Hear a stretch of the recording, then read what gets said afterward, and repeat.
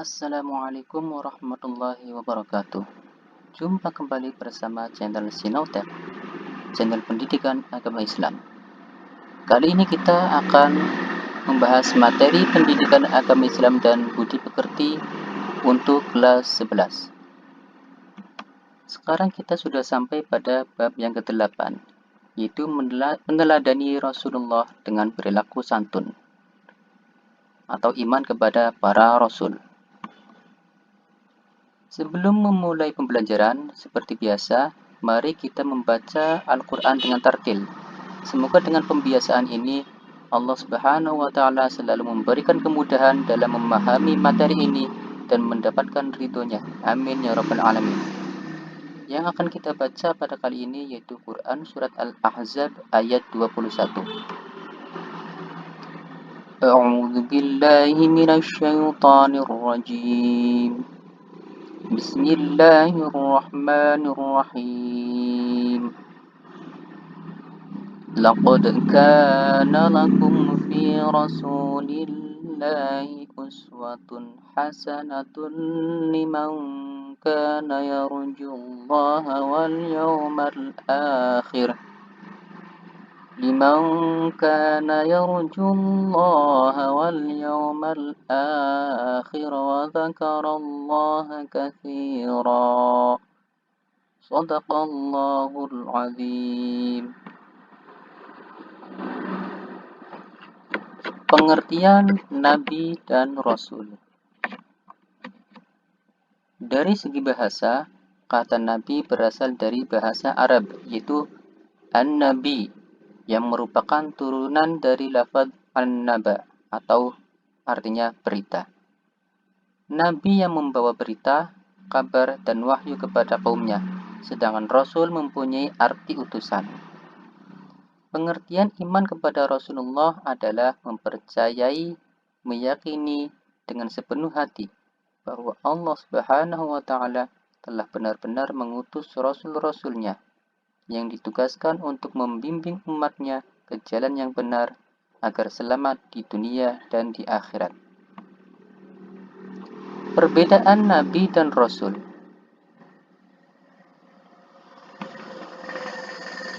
Rasul yaitu seorang manusia yang diberi wahyu berupa syariat dan diperintahkan untuk menyampaikannya kepada umatnya. Sedangkan Nabi seorang manusia yang diberi wahyu berupa syariat, baik diperintahkan untuk menyampaikannya ataupun tidak. Rasul manusia pilihan Allah Subhanahu wa Ta'ala yang diangkat sebagai utusan, yang diberi wahyu dengan membawa syariat baru. Sedangkan Nabi manusia pilihan Allah Subhanahu wa Ta'ala untuk menegaskan syariat umat sebelumnya. Dalil nakli iman kepada para rasul. Bismillahirrahmanirrahim. Ya ayyuhalladzina amanu aminu billahi wa rasulihi wal kitabil ladzi nazzala ala rasulihi الذي نزل على رسوله والكتاب الذي أنزل من قبل ومن يكفر بالله وملائكته وكتبه ورسله واليوم الآخر فقد ضل ضلالا بعيدا صدق الله العظيم. Artinya, wahai orang-orang yang beriman, tetaplah beriman kepada Allah dan Rasul-Nya, Muhammad, dan kepada kitab Al-Quran yang diturunkan kepada Rasul-Nya, serta kitab yang diturunkan sebelumnya. Barang siapa ingkar kepada Allah, malaikat-malaikatnya, kitab-kitabnya, Rasul-Rasul-Nya, dan hari kemudian, maka sungguh orang itu telah tersesat sangat jauh. Quran Surat An-Nisa ayat 136. Adapun dalil naqli yang berupa hadis adalah sebagai berikut. An Umar radhiyallahu anhu anna Rasulullah sallallahu alaihi wasallam qala an tu'mina billahi wa malaikatihi wa kutubihi wa rusulihi wal yawmil akhir wa tu'mina bil qadri khairihi wa syarrihi. Rawahu Muslim. Artinya, dari Umar radhiyallahu an bahwa Rasulullah sallallahu alaihi wasallam bersabda, iman itu ialah engkau beriman kepada Allah, para malaikatnya, kitab-kitabnya, para rasulnya, hari akhir, juga beriman terhadap ketentuannya yang baik dan yang buruk. Hadis riwayat Muslim.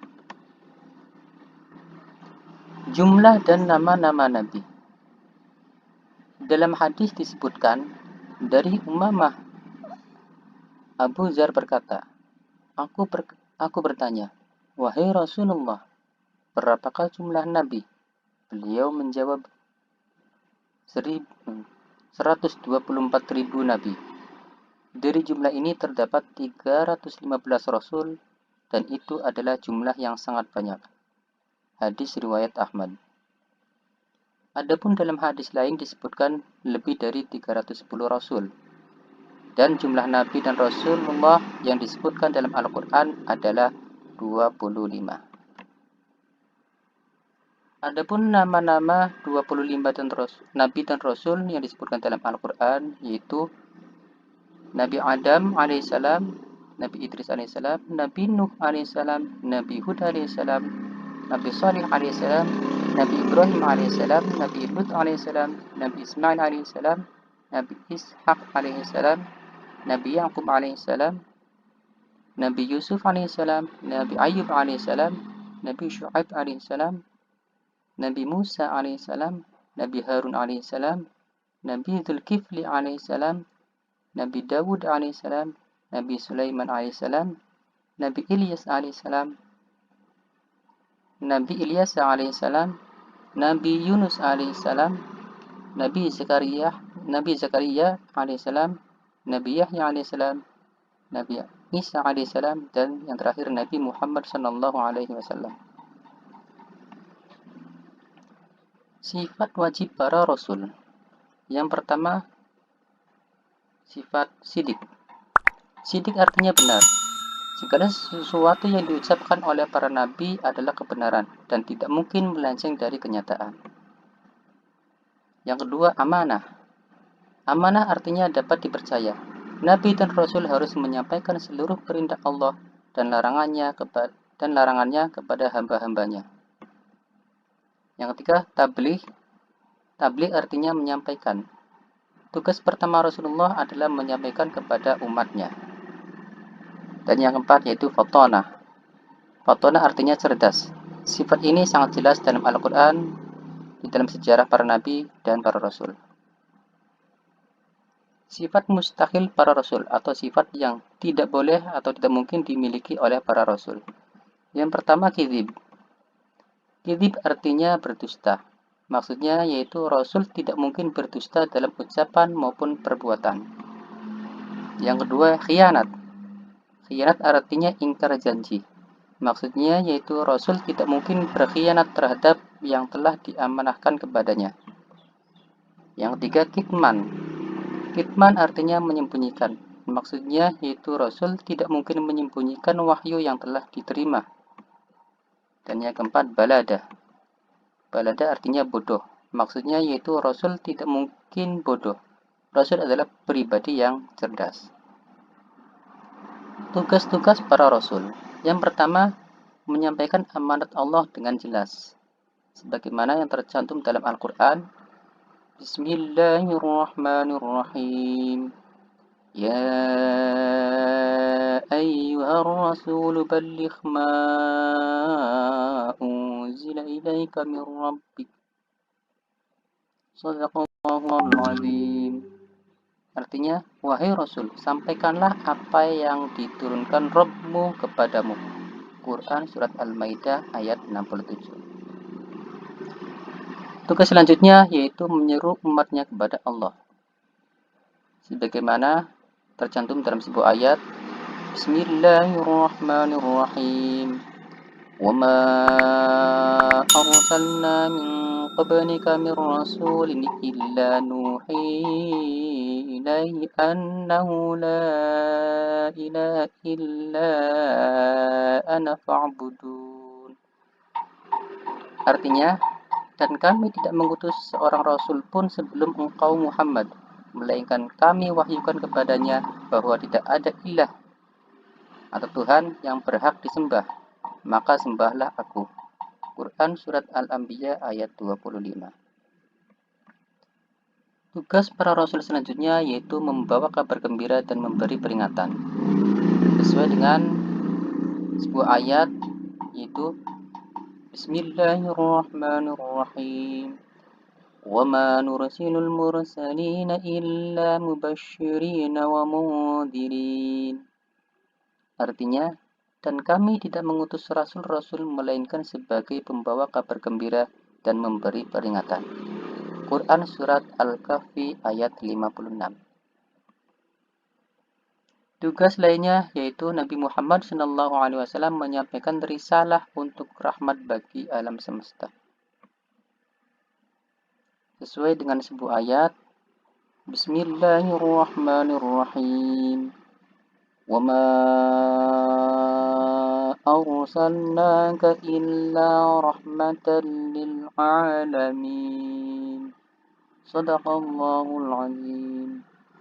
Artinya, dan tiadalah kami mengutus kamu melainkan untuk menjadi rahmat bagi semesta alam. Quran Surat Al-Anbiya ayat 107.